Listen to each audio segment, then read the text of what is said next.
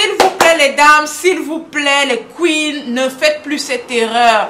Battez le fer quand c'est chaud. Vous savez, le poids de la grossesse, le poids après l'accouchement, c'est quelque chose qui s'installe et parfois ça prend déjà forme, ça aime tellement notre corps que parfois ça refuse de partir. Donc on va battre le fer quand c'est chaud. Si aujourd'hui tu as donné naissance à un magnifique trésor ou à plusieurs trésors, pour celles qui portent plusieurs bébés à la fois et que tu as du mal à perdre du poids, eh bien j'aimerais que tu puisses suivre cette vidéo jusqu'à la fin. Bien évidemment, tu auras des petites astuces, des éléments que tu dois intégrer et des périodes où tu dois intégrer ces éléments-là pour rapidement bousculer le poids et évacuer le poids de la grossesse. Vous savez, en général, beaucoup de femmes arrive à prendre la première grossesse, le poids de la première grossesse, on n'a pas encore évacué ce poids-là, et puis direct, on prend une deuxième grossesse, et ensuite on a une troisième, parfois on peut avoir jusqu'à la quatrième, la cinquième, un peu comme moi, mais moi j'ai toujours fait attention d'enlever rapidement parce que j'ai peur des dégâts, donc parfois on peut se retrouver avec plusieurs maternités qui installent plusieurs couches de kilos et il faut vraiment que derrière qu'on puisse aller bosser pour enlever ça. Alors que si on prend sur nous de battre le fer quand c'est chaud, retirer progressivement, ça peut aller plus vite et être beaucoup plus simple à faire. Donc je vous conseille vraiment de suivre cette vidéo, commencer à mettre des petites astuces en place et vous allez voir comment vous allez dégonfler rapidement même si vous êtes en train d'allaiter votre magnifique trésor. J'aimerais tout de même rappeler avant de continuer qu'à eBay Bio Group, nous ne mettons pas un gros accent sur la perte de poids pendant la grossesse, d'accord? On n'encourage pas beaucoup la maman de perdre le poids pendant qu'elle porte le ou les bébés dans son ventre. Tout simplement parce que pendant la grossesse, la maman a besoin d'un certain niveau de nutriments, d'un certain niveau d'énergie, d'une alimentation assez riche, assez équilibrée pour permettre une bonne croissance du bébé ou alors des bébés qu'elle porte au sein d'elle. Donc du coup, on va être dans le maintien, dans la stabilisation, dans le contrôle, vous voyez, du poids de la maman pour éviter que le poids puisse exploser. Et si on attaque un processus de perte de poids pendant ces grossesses, c'est vraiment des cas exceptionnels, surtout quand médicalement parlant, soit le bébé ou la maman court vraiment un gros risque avec le poids que la maman est en train de prendre. À ce moment-là, on peut jouer un tout petit peu, mais en général, on est dans le maintien, dans l'équilibre du poids de la maman pendant la grossesse. Toutefois, nous, on commence à intervenir rapidement après la maternité. Une fois que le bébé est né, une fois que le bébé est là, la maman aujourd'hui peut décider finalement de se dire, je dois commencer à faire attention.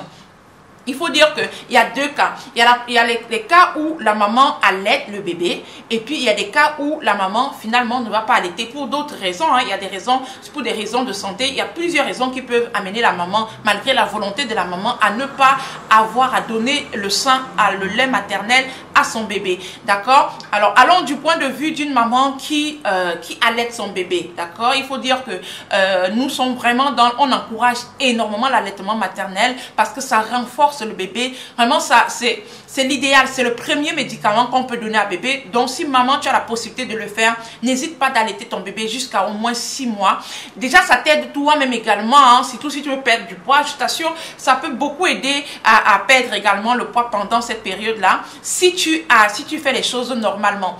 Eh bien il faut dire que de 0 à 6 mois, on va être dans un style d'alimentation qui permet de faire attention à ton alimentation, à l'alimentation de la maman, mais également à protéger le bébé qui prend son sein, d'accord? Pour éviter que, vous savez, ici en Afrique, on aime souvent dire, j'aime quand mon bébé est apouchouja, le bébé est costaud, le bébé est gros du coup. Du coup, parfois, les femmes, après l'accouchement, se mêlent les pinceaux. Elles se disent que c'est en mangeant beaucoup que, évidemment, elles vont arriver à donner beaucoup de lait à leur bébé. Non, c'est tout l'inverse. C'est en mangeant, on va dire quoi? En ayant une alimentation de qualité, une alimentation bien structurée, qui va avoir un impact sur la stimulation de la montée laiteuse, qui va permettre finalement au bébé d'avoir vraiment sa dose de lait et de se sentir bien. Vous savez, C'est ça l'erreur qu'on commet beaucoup et ça fait qu'à un moment donné, on se retrouve avec beaucoup de kilos et on a le kilo parfois de la première grossesse qui vient s'installer sur la deuxième et ainsi de suite, vous voyez comme je disais tout à l'heure, et on se retrouve avec une charge de kilos qui s'est empilée sur le temps.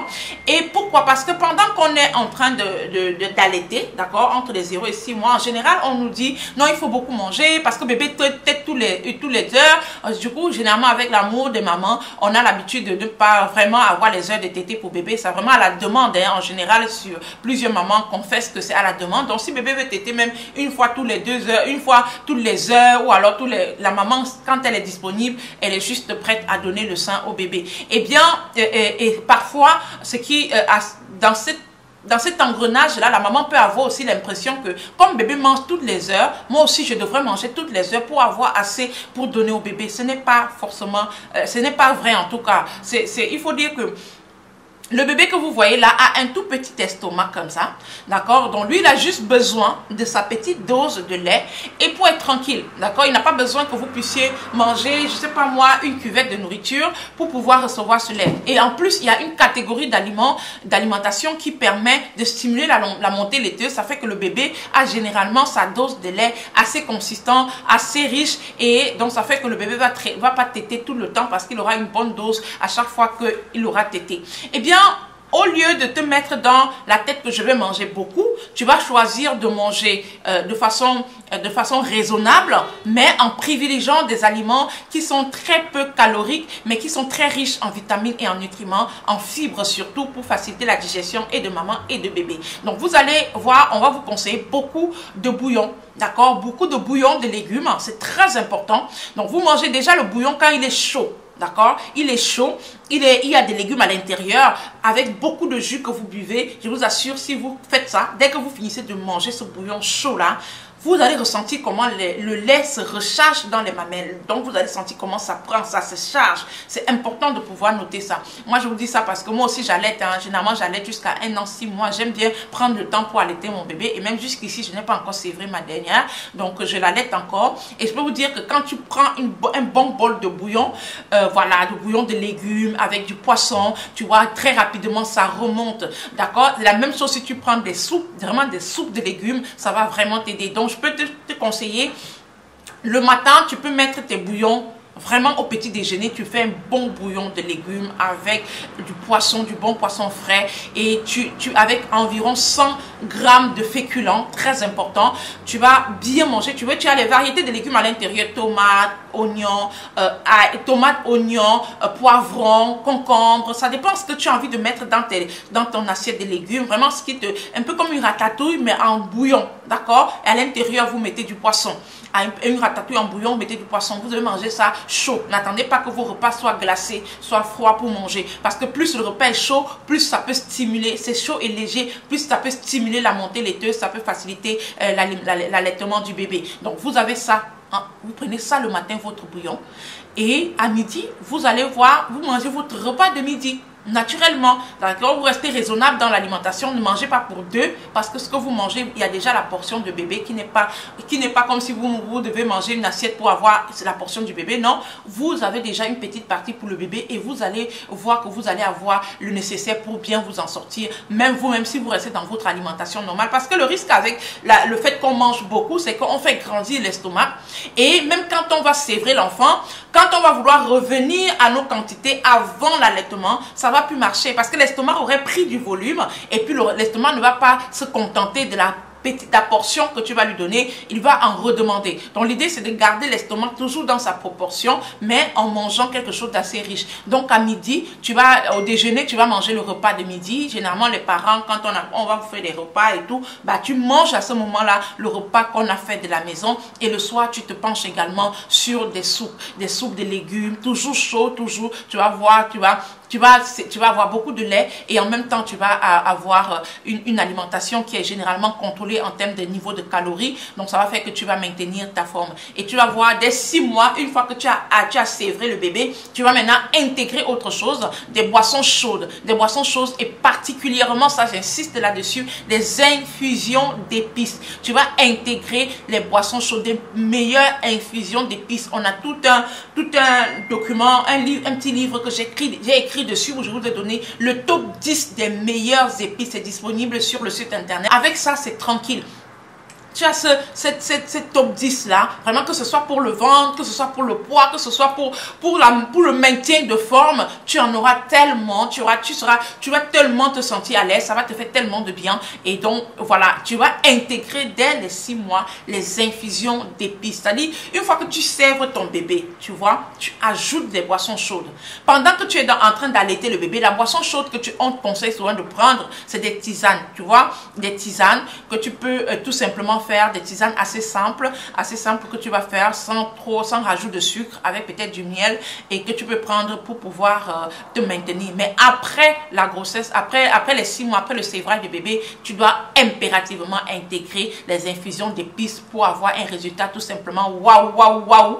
Et tu vas voir que après chaque repas, tu auras le matin, après le petit déjeuner, tu as une bonne tasse d'infusion d'épices. À midi, après le déjeuner, tu as une bonne tasse d'infusion d'épices. Le soir, avant d'aller au lit, tu as une bonne tasse d'infusion d'épices. Tu vas voir que si tu fais ça, et sois constante, parce que les gens aussi aiment trop jongler sur des choses. C'est ça aussi qui fait que beaucoup de personnes n'ont pas de bons résultats. Pourquoi? Parce qu'elles vont tester ça, elles vont faire ça, elles sont en train de jongler. Prenez votre santé en main, soyez constant sur une infusion, peut-être sur 1 mois, vous prenez la même infusion, ou alors sur 2, je vais vous conseiller ce qui est même plus simple, c'est sur 2 semaines. Vous avez 2 infusions par mois. C'est-à-dire que sur 2 semaines, vous avez une infusion que vous prenez tous les jours pendant les 2 semaines, et ensuite vous changez, vous prenez une autre infusion que vous allez prendre tous les jours pendant les 2 semaines. Ça vous fait 2 infusions dans le mois. Je vous assure, soyez constante, vous allez voir le résultat. Vous allez voir de très bons résultats.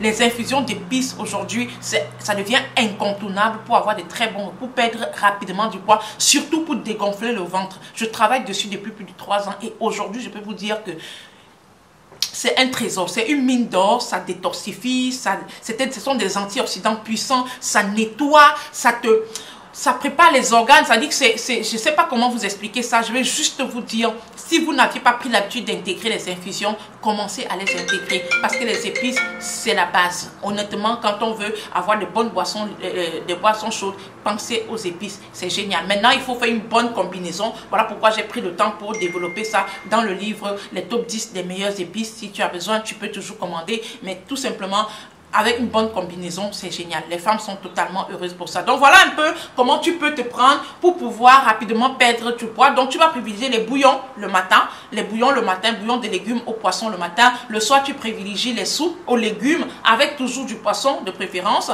À midi, tu peux manger ton bon plat de midi avec de la viande, avec un peu de protéines de viande, avec ça. Il n'y a pas de souci pour ça. Mais je t'assure, en intégrant ça comme ça, en restant dans de bonnes proportions, sans manger énormément, parce qu'on dit qu'on mange pour 2, le bébé aussi doit manger. Le bébé ne t'a pas demandé d'éclater ton estomac parce qu'il veut manger. Il a juste besoin de sa petite portion, de son petit estomac qui veut avoir une petite portion et s'endormir. Ne grossis plus parce que tu veux dire que c'est le bébé. C'est pas le bébé, c'est toi qui penses dans ta tête. Le bébé ne t'a rien demandé. Prends des repas comme ça chauds, et tu vas voir que tu auras assez de lait pour donner à ton bébé. Donc voilà un peu pour les mamans qui allaitent et qui cherchent comment faire pour perdre rapidement du poids. Ne laissez pas votre poids s'empiler. Les poids des grossesses s'empiler. Après, on a plusieurs couches et puis ça devient parfois un peu plus complexe. Donc, voilà le message que j'avais pour toi. Merci d'avoir regardé jusqu'ici. Alors, je suis Liliane Gribaba, la boule d'énergie qui est là pour te bousculer, pour te secouer, pour t'aider à sortir de ta zone de confort. Tu peux rejoindre, je peux t'embarquer dans mon univers. Hein. Comme ça, je t'accompagne, je t'aide vraiment à avoir ce résultat-là, pas à pas, en te tenant la main, parce que c'est ce que j'aime bien faire, toute mon équipe et moi. Donc, si ça te dit, il y a mon lien WhatsApp dans la description de la vidéo. Tu peux tout simplement cliquer dessus. Tu te retrouves dans mon WhatsApp. On papote un peu, je fais ton diagnostic et je prépare un bon protocole d'alimentaire avec toi, et tu verras que dans quelques semaines seulement, tu seras heureuse, tu auras une bonne perte qui va te faire beaucoup de bien. Eh bien, porte-toi bien et que Dieu te bénisse abondamment. Ciao, ciao.